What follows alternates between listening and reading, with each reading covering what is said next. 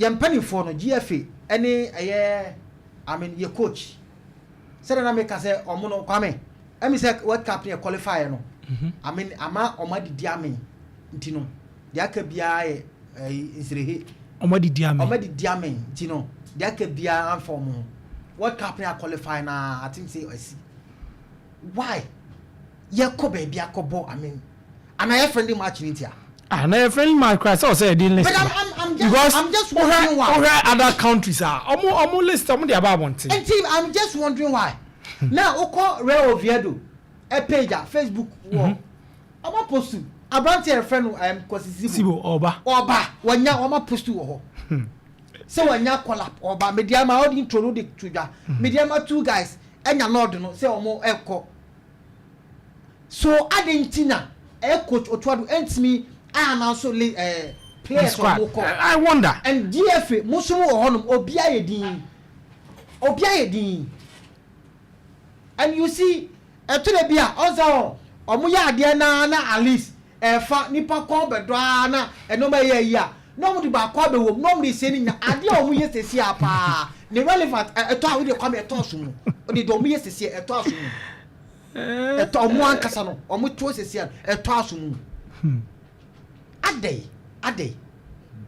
Ye tia ye mi o ma se ye pe bia em se ye nko a ya manufacture ye game no ala ye operating se ye pe na ntisa team air travel Black Stars national team air travel players na edikan ho no we call you know Benjamin say o we on oko oko enso no national ye kroman command ye nim players o moko but o ma start e eko why ket aden no ket wabe post on the Facebook I mean air classic korokone has day wabe post e church on sem bebre na we ket na hwa I don't know what Keti. We dey nye Keta so man. Nti Kwame enye Keta. Why mu na be ma players na be make sure after say coach aya announcement. After say coach aya ni apparently squad ni say we mu ni emantam no ko di adwuma. Why mu na be make sure say players we e ba be do hotel hono. Why mu na be make sure say omo be sa preparation no towards I mean Manchester ko bono.